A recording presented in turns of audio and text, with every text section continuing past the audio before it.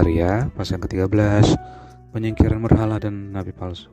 Pada waktu itu akan terbuka suatu sumber bagi keluarga Daud dan bagi penduduk Yerusalem untuk membasuh dosa dan kecemaran. Maka pada waktu itu demikianlah firman Tuhan semesta alam, aku akan melenyapkan nama-nama berhala dari negeri itu sehingga orang tidak menyebutnya lagi. Juga para nabi dan roh najis akan kusingkirkan dari negeri itu.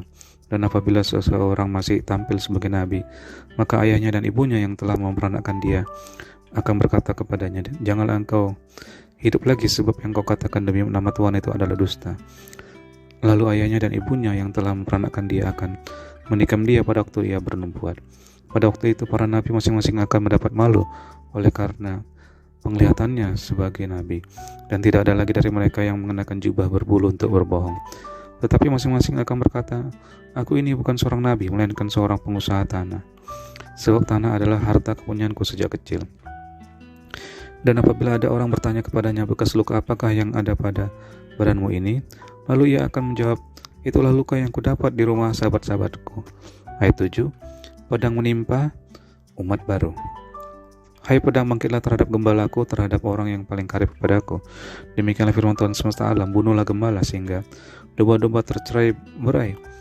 Aku akan mengenakan tanganku terhadap yang lemah. Maka di seluruh negeri demikianlah firman Tuhan, 2/3 daripadanya akan dilenyapkan, mati binasa, tetapi 1/3 daripadanya akan tinggal hidup. Aku akan menaruh yang 1/3 itu dalam api dan akan memurnikan mereka seperti orang yang memurnikan perak. Aku akan menguji mereka seperti orang yang menguji emas. Mereka akan memanggil namaku dan aku akan menjawab mereka. Aku akan berkata, mereka adalah umatku, dan mereka akan menjawab, Tuhan adalah Allahku.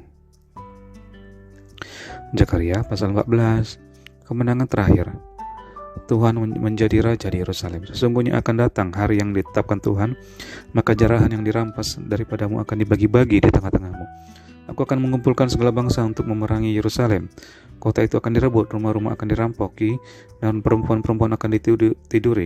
Setengah dari penduduk kota itu harus pergi ke dalam pembuangan, tetapi selebihnya dari bangsa itu tidak akan dilenyapkan dari kota itu. Kemudian Tuhan akan maju berperang melawan bangsa-bangsa itu seperti ia berperang pada hari pertempuran. Pada waktu itu kakinya akan berjejak di bukit Zaitun yang terletak di depan Yerusalem di sebelah timur. Bukit Zaitun itu akan terbelah dua dari timur ke barat sehingga terjadi suatu lembah yang sangat besar.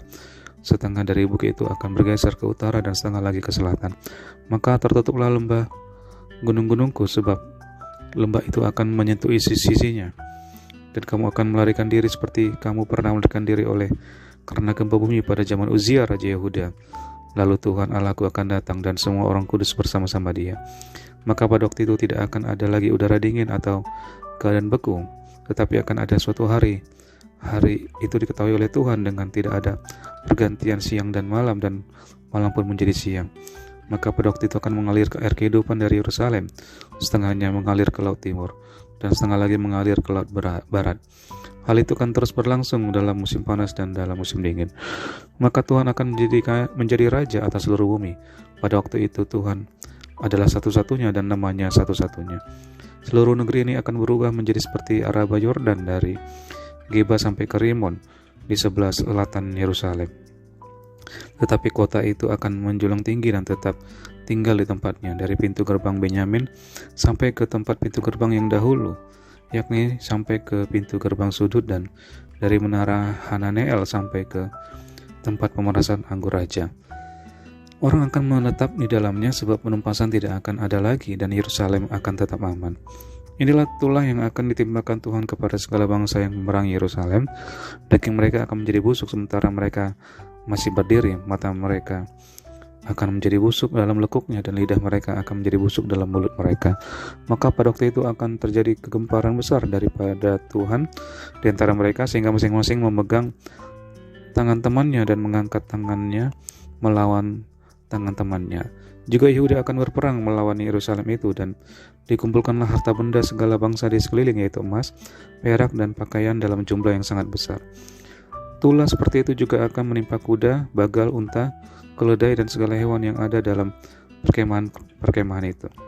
Maka semua orang yang tinggal dari segala bangsa yang telah menyerang Yerusalem akan datang tahun demi tahun untuk sujud menyembah kepada Raja Tuhan semesta alam dan untuk merayakan hari raya Pondok Daun.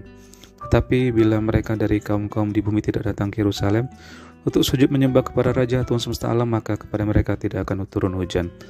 Jika kaum Mesir tidak datang dan tidak masuk menghadap, maka kepada mereka akan turun tulah yang ditimpakan Tuhan kepada bangsa-bangsa yang tidak datang untuk merayakan Hari Raya Pondok Daun.